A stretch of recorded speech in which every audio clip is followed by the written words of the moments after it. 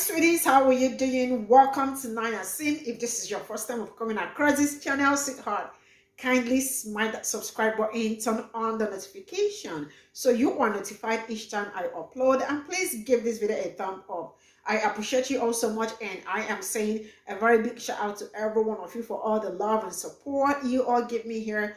I am truly grateful. Thank you all so much. So today we'll be talking something very important, and it's about an Indian woman who called black people out over rape and season. I mean, she was not the one that experienced this rape and season. Actually, there was nothing like rape and season, because I need to be sure of what I am saying. There was nothing like rape and season. But then she decided to call black people out, because she started by saying this wonderful white man wanted to help a black woman, and she said, "Don't help me." When did helping people become a trophy, or when did it become something that when somebody doesn't want your help, are you going to force yourself into that person? And she started saying, black people, you all are quick to berate and seize to white people. This is white people. And this is coming from an Indian. Colonial masters will be somewhere really laughing so hard, super hard at her. You know what? Stay close to the screen. I am just going to roll this clip. We'll come back to talk about it. And I absolutely will read all your comments. Let me know what you all think in the comment section. And straight up, I am rolling the clip. Hi, yesterday I came across a really sad form of racism. A black lady walks into a butchery, and this young guy, white guy, wonderful, wonderful guy, he always works, he's been working there for years, okay? Comes up to her so sweetly and asks her, "Do you need any help, ma'am?" She starts performing and says, "I don't want no white people helping me. I want that black guy to help me. I don't want you white people to serve me." My heart was so hurt. I thought to myself, such a nice guy. He doesn't see color in anyone. He is the most sweetest guy to all his customers. And the other workers that work there are also fantastic, I will not name where this is, but for the interest of that company. But I've been going there for many, many years, and I had never been treated badly in my life there. I've never seen anyone being treated badly, no matter what race they are. And it's so sad when you come across people who take their past hurts or their discrimination towards others and just pick on some random innocent stranger that has done absolutely nothing to you, who is quite a fantastic person, take note, just because of the color of his skin. Darn it, man, aren't we done with this crap? Really? This is 2023. Guys, stop labeling people and mistreating people because they are white or colored or Indian or whatever. Get a hold of yourself. This is to all these black people here that seem to be very racist in Mpumalanga, where I stay. Like, seriously? Stop being so racist towards other people before you even get to know them. Try just for once. Try and see the person, not the color of their skin. I'll never forget years ago, I walked into a shop, big grocery store, quite a popular one. I was standing by till my groceries were there, and I just stretched over and grabbed a Coke, As I turned back, this black guy pushed me aside and took my place. I said to him, "Excuse me, I was standing here first." I wasn't rude to him or anything. I spoke to him quite nicely. And he called me the K word for Indians, thinking I was an Indian. He swore me all the F's under the sun. He was so racist towards me. I felt so, so humiliated. And then he still had to insult me on my weight. With that, I just said to him, if you just look down, did you see what you look like? But you have the gall to pick on my weight. I don't care about my color. Because me, I'm proud of my Indian blood from my family's descendants. I'm proud of it because I admire Indian people because they're so disciplined and they have models. So I'm very proud of that side of my colored blood that's got Indian blood. So you can call me what you want. I don't care. I thought to myself, I'm proud of who I am. The different cultures that intermingled with my colored blood made me who I am today. But it's so sad when you see people mirroring their hate for themselves onto others. Learn to love who you are, darn it. You hate white people, yet you wear weaves. Hello? You're wearing weaves? You're wearing Indian hair on your head. You're wearing Indian hair on your head, but you insult a white person and racist towards a white person and an Indian person and a colored person. Please, man, get over yourself, please. 2023, please. I know a lot of wonderful black people who are friends of mine, wonderful people who don't see my color, who don't see other people's color. They see who that person is as a person. So to those few, I'm not saying all black people because I have a lot of black friends, but to those few who are discriminating according to color, please stop being so ignorant towards others and learn to get to know people for who they are, not for what color their skin is. Please. There are a lot of good people out there.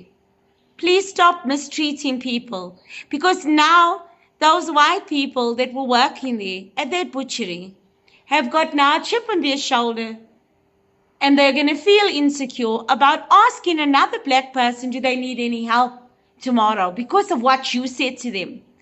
And this woman swore them. I was so proud of the owner because the owner told her straight, you do not have the right to insult my workers because of the color of your skin. Please leave and don't ever shop here again. We don't want you here. We don't want racist people in our shop.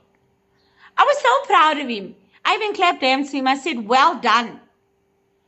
That's what we need to do. We need to stand up against racism of all races, whether black people are racist towards other races. Coloreds, Indians, whites, makes no difference. But we need to stand up for what is wrong, Instead of just being quiet and let other people be picked on because you feel too weak to say something to stand up for them. Very sad.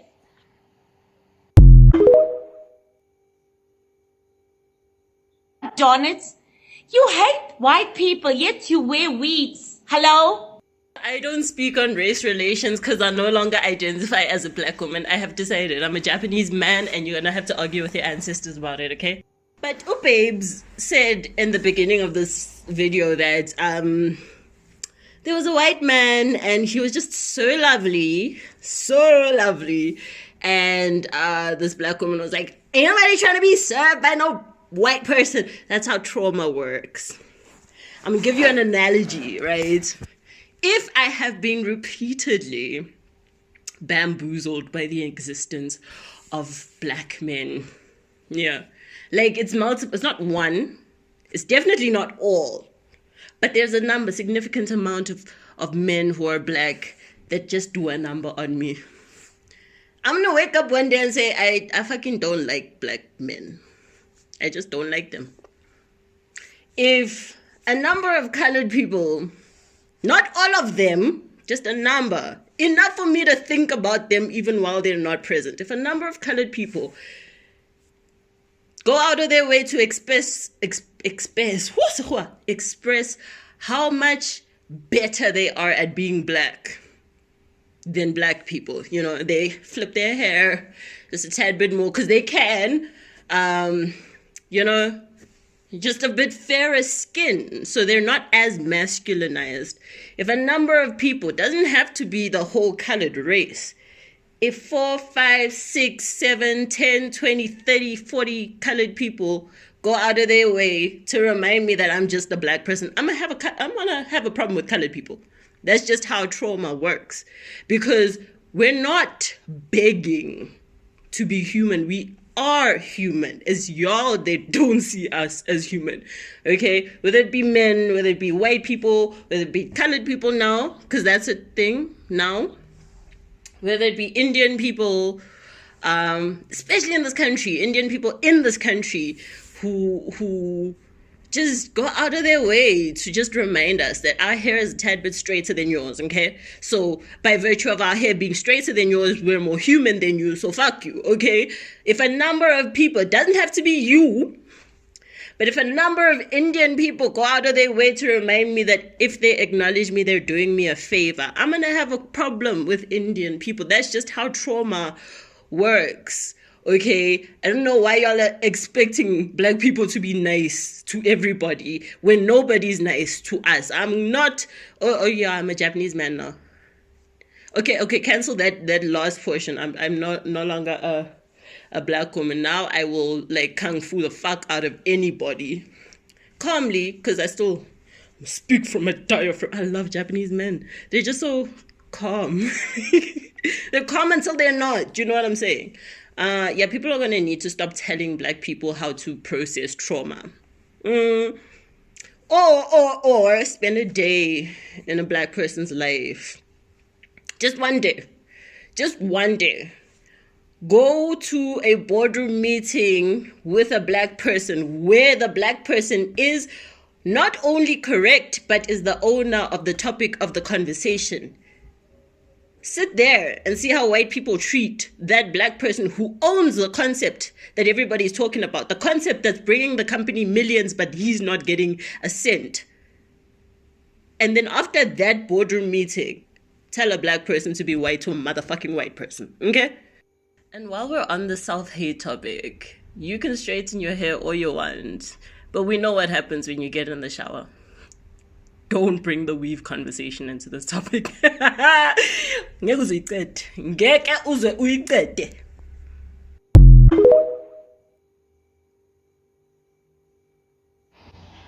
Hi, yes. Oh my god, she's lying. Like, that story sounds so made up. What?